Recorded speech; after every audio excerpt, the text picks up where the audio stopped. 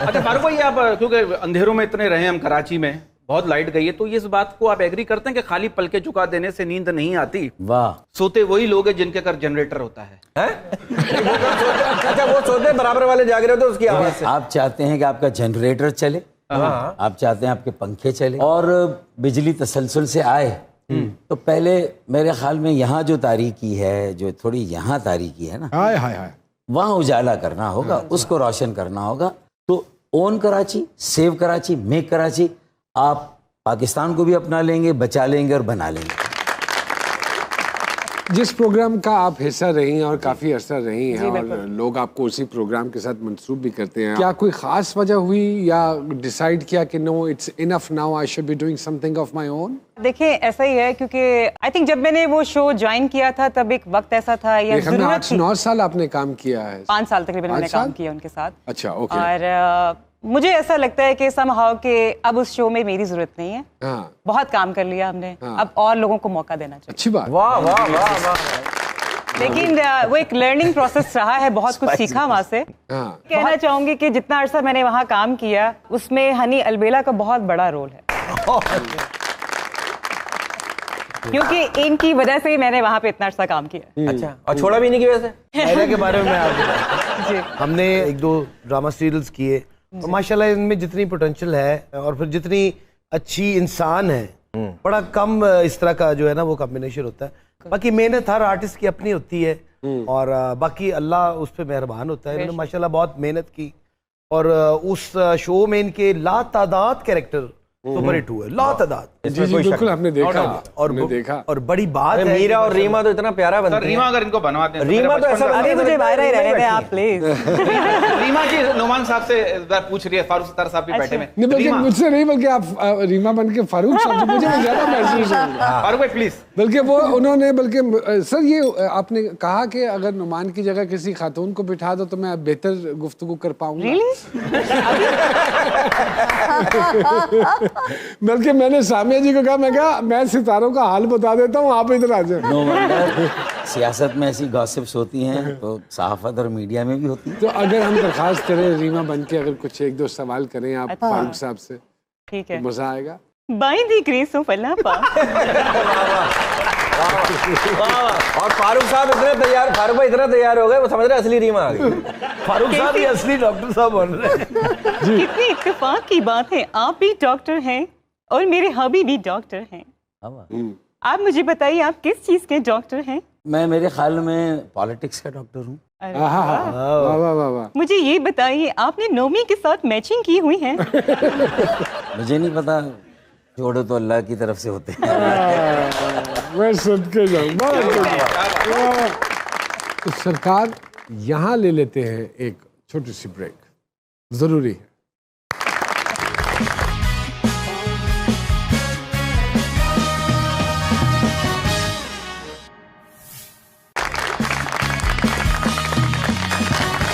एक मरतबा फिर से खुशामदीद कहते हैं जी सरकार में। इतने किरदार मायरा जी ने किए हैं, माशाल्लाह माशाल्लाह, she is so versatile, she is a brilliant actress as well, क्योंकि टेलीविजन के ऊपर ड्रामे भी बहुत किए हैं। तो why don't you come back into acting? मैं आ रही हूँ इंशाल्लाह वापस। अच्छा, वेरी गुड। क्योंकि सबको यही गिला होता था कि टाइम नहीं दे रही, अब टाइम है। तो अब मैं, बल्कि इनफैक्ट मैंने 1-2 ड्रामाज अभी साइन किए हैं। अच्छा। और इंशाल्लाह आप जल्द देखेंगे मुझे टीवी पे भी। चलो ये तो बड़ी खुशाइंद बात है, डेफिनेटली। और मैं बल्कि यहाँ बताना चाहूंगी कि जो मैंने स्टार्ट किया था, मुझे एजाज हासिल है कि मैंने आप जैसे एक्टर के साथ काम किया शुरू, और आपसे मैंने बहुत कुछ सीखा। मतलब आप जैसे जो अदाकार है वो सदियों में पैदा होते हैं, सीरियसली। हम सब भी कहते थे वन ऑफ द लेजेंड। नहीं sir, you are one of the उसमें लेजेंड। छा गए और अब माशाल्लाह आप एंकर हैं, तो मैं कहती हूँ आपने छुट्टी करा दी सर। नहीं नहीं, कोई नहीं, ऐसी कोई चीज नहीं है। मैं तो हमारी तो कराई दी तकरीबन। डॉक्टर साहब, are you still a part of MQMG? मैं तो अभी भी अपने आप को उसी अमल का हिस्सा समझता हूँ, क्योंकि मैं अपनी जगह से नहीं हटा हूँ, मैं वही हूँ।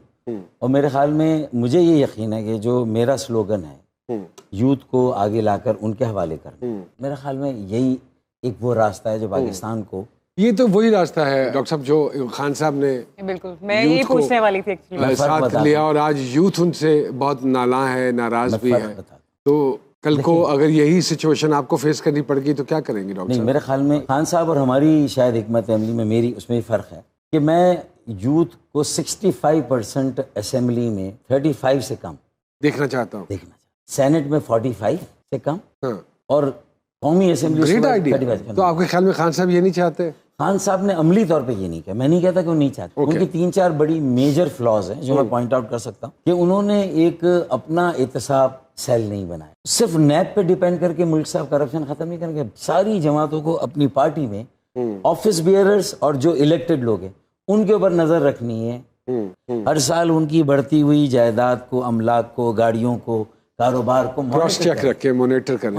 हाँ। वहीं से एहतसाब हो जाएगा। हाँ, हाँ। अगर आप घर में नहीं करेंगे तो फिर आप एक ऐसा सिस्टम जो फ्लॉड है नहीं कर सकते। किसी पार्टी ने नहीं किया, हमने शुरू किया था। किया था? हाँ किया था, ऐसा किसी ने नहीं किया। ये हमारी अच्छाइयाँ भी हैं, बहुत पॉजिटिव साइड भी थी, ऑर्गेनाइजेशन थी, डिसिप्लिन था, लेकिन जहाँ हिमाकतें और गलतियां हावी हो गई तो जाहिर है हम भी आसमान से जमीन पर आ गए। मैं तो एतराफ़ करने में कोई हर्ज नहीं। तो यानी कि जो कुछ हुआ है अपना ही किया धरा है? नहीं, 50% उसमें बाय डिजाइन था बाहर से और 50% बाय डिफॉल्ट था हमारी गलतियां और गलतियां थी। मैं दोनों बातें मानता चलो ये अच्छी बात है कि मानते हैं, हाँ, वरना ये लोग मानते ही नहीं इस चीज़। अच्छा, हाँ, exactly that's what I was about to मानना से। चाहिए। डॉक्टर साहब, what do you foresee in 23? मैं ये फोर्सी कर रहा हूँ कि अगर ये एक मोबिलाइजेशन नए लोगों की आ गई, जैसे जिसके कितने % चांसेस हैं? इसके अलावा कोई चॉइस नहीं है, चॉइस नहीं है। वो आखिरी बॉल है, छक्का मारना है। जो लोग भी आते हैं वो खुशहाली का एक नारा लेके आते हैं। 5-5 साल करके मेरे ख्याल इसमें 75 साल तो हो गए हैं, तो और अभी 72 कितने 5 साल आवाम इन लोगों को देगी?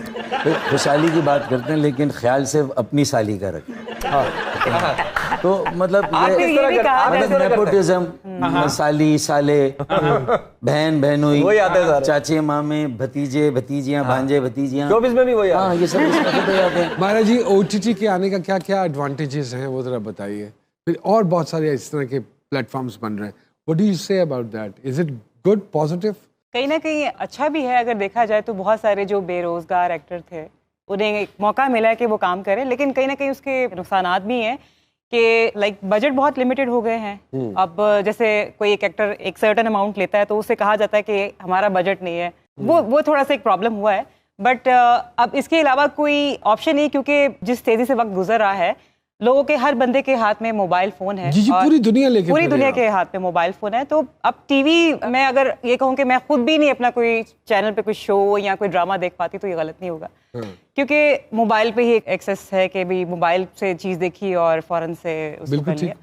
सो कहीं ना कहीं एक्टर्स के लिए इसमें नई चीज़ें हो रही हैं। यानी कि अब मैं खुद भी, जैसे मैंने आपको बताया कि अपना यूट्यूब चैनल कर रही हूँ, तो जो चीज़ें मुझे बाजुकात होता था कि यार मुझसे ये कैरेक्टर नहीं करवाया जाता, फलां चीज़ ही मेरे अंदर पोटेंशियल है, तो अब मैं क्यों ना खुद से कुछ प्रोड्यूस करूँ कोई चीज़। बिल्कुल ठीक। या जो मुझे लगता है कि मेरा विजन अच्छा है, कि मुझे लगता है कि ये भी सोसाइटी का एक पहलू है जो दिखाना चाहिए, जो नहीं बहुत दिखाया सारे इश्यूज ऐसे हैं जो हम टेलीविजन पे नहीं दिखा सकते। सो वो मैं उसके जरिए वो दिखा सकती हूँ। वाह, ये एक इसका प्लस पॉइंट। और ये सोशल मीडिया की वजह से आप क्या समझती हैं, बहुत ज्यादा बेहतरी आई है या हमने मिस यूज किया है, जिस तरह बांदर दे हथमाचे सा जाती है? ये तो किया है। अब जैसे रिसेंटली भी एक वाकया हुआ, लाइक मैं उस चीज के बहुत अगेंस्ट हूँ। टिकटॉक हो गया, ये पता नहीं क्या, वो कौन सा है वो, टिकटॉक हम वो लोग नहीं जो बना